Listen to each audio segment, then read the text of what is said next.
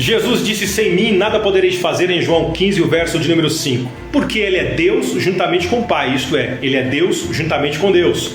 Para nós entendermos melhor, nós devemos ir para João 1 e o verso de número 1, que nos diz: no princípio era o Verbo estava com Deus e o Verbo era Deus. João 1,14 nos diz: e o Verbo se fez carne, se fez homem e habitou entre nós. E vimos a sua glória, glória como o unigênito do Pai.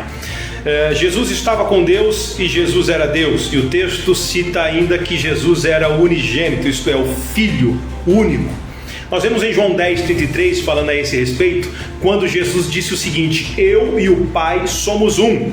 Quando Jesus falou isso, os judeus pegaram em pedra para o apedrejar. Então Jesus lhes faz uma pergunta e diz: por qual boa obra vocês vão me apedrejar? Então eles falam: por nenhuma boa obra, a não ser que tu, sendo homem, te fazes igual a Deus, dizendo: sou filho de Deus. Esse trecho nos deixa bem claro que Jesus é Deus com o Pai, ou ele é Deus com Deus. Mas ainda nós temos muitos trechos na Bíblia que nos fala sobre Jesus ser Deus. Exemplo, Isaías 9, o verso 6 nos diz que o seu nome será Deus Forte. Isaías ainda diz que o seu nome seria Emanuel, que quer dizer Deus conosco.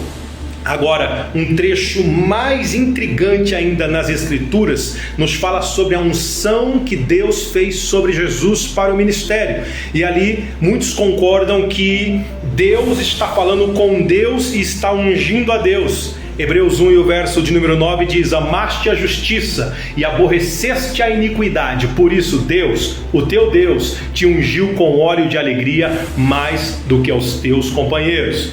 Agora veja só, o mistério que nos foi revelado nas Escrituras, que Deus é trino e uno, isto é, há um só Deus que se manifesta em três pessoas distintas, porém com a mesma natureza, com a mesma essência, com os mesmos atributos. Nós vemos isso desde o princípio, pois a Bíblia fala lá em Gênesis que quando Deus criou o homem, Deus disse: façamos o homem à nossa imagem, conforme a nossa semelhança. Deus estava conversando consigo.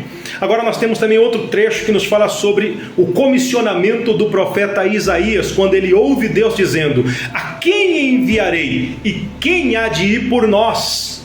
Agora nós podemos compreender então por que Jesus disse: sem mim nada podereis fazer. E eu quero encerrar esta meditação breve com um trecho de Romanos 11, o verso 36, que nos diz: porque dele, por ele e para ele são todas as coisas. Glória, pois, a ele eternamente. Deus abençoe e lembre-se sempre: sem Jesus nós nada poderemos fazer.